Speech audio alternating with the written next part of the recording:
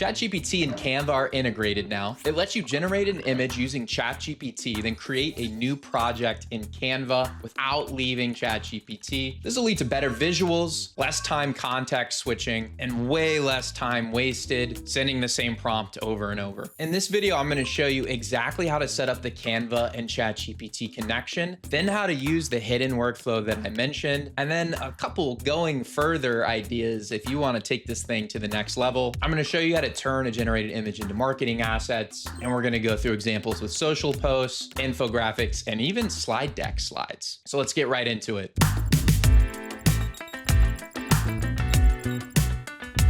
First, you're going to want to make sure that you have ChatGPT installed on your computer. We're going to go to Settings, Apps, Browse Apps, and then Canva shows up right here for me, but you can search it. And then for you, it'll say add or install here, and you just click that. It'll ask you to authenticate Canva in the browser, and then you'll be good to go. Okay, how to use the integration. This might be a little tricky. I think ChatGPT has changed up their UI a bit, but the first step is going to be to generate something, and I've already done this here. So we've created like some 3D word art, and that's ChatGPT's image that it's generated. Then all you have to do is tell it to add it to a Canva project. So let me actually just run this from the top for you real quick so you can see it live. So it really matters how you use this tool. I'll show you a version of what I did the wrong way. I said add that into Canva and then use the Canva tool to generate an image with Canva AI, which is not what we wanted. We wanted this ChatGPT image. You can see it's way better. So the key here is to say, now add that into a new, and then you at Canva project and hit enter. And there you go. You can see that it's creating a new Canva project for me in my account. And I don't know why that is. You have to kind of say it that way. I saw it in one of their tutorials, but if you try to at Canva at the beginning of the message, you might get some problems. Actually, I'm running into that exact problem I just described. So I'm going to try a fresh prompt here. Of course, this only worked perfectly so far with this dumb monkey that I did, but don't worry. I'll show you a workaround if you run into this problem too. Okay, let's try this again here with this infographic.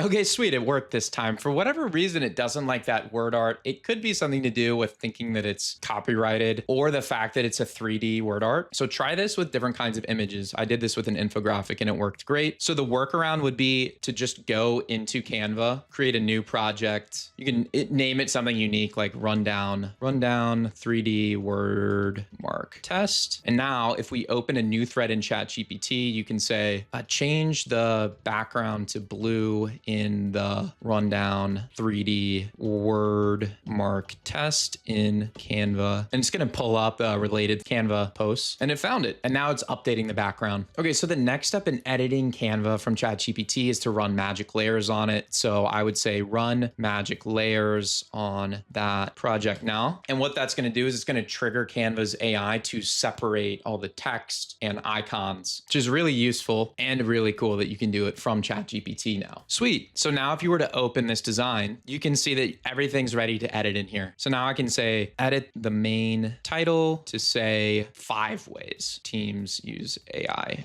every month. Okay, and we got an error there. It says it's not able to edit the text, but I'm pretty sure I've done this before. Sometimes it just gets stuck on certain Canva projects. It's a new feature, so I can imagine this is going to get better, but it definitely has some limitations. I'll show you another cool thing you can do real quick. So I would say duplicate this project and resize it for a story post. Wow, look at that. Okay, it's not perfect, but it definitely resized it. Let's say now make a new Canva project of that. So I think ChatGPT might have regenerated this, but you should be able to resize existing Canva designs. Okay, perfect. Now that's added into Canva in a different dimension. So you could generate all the different social post variations for a generated ChatGPT image without leaving the app, which I think is pretty cool. Finally, if you want to go further, I'm going to show you something cool with slide decks. So right here, I've got a prompt for a slide, and I actually added Canva for this. So we're going to let Canva generate this, and you'll see that it pops up an outline for the deck. I'm going to change this maybe to educational, do short and sharp. We can change the style. If you have a brand kit like we do, you can even select that. And then I clicked update, and then we can click generate design. And you can see I only asked for one slide in the deck, so that's why it says 1 here. But if you ask for multiple slides, like if you give it an outline in ChatGPT, you can do it. So you might say like draft an outline for a 5-slide deck on the best kinds of sushi. Okay, and so now ChatGPT is generating this outline. Now generate that slide deck in a new Canva project, and it knows to go through Canva's presentation review first. And now we can see we've got the different slides here. We can click to see exactly what's in them. Let's say make the swap slides 2 and 3 and add a 6 slide with sources. Now it's going to update that outline, which is really cool. And we'll hit generate design. I know we have so many guides about how to make slide decks. Definitely check out the Rundown University for other design guides. And let me know in the community if you want to see more guides about Canva and ChatGPT. As always, I'm Billy from the Rundown University. Stay frosty and peace.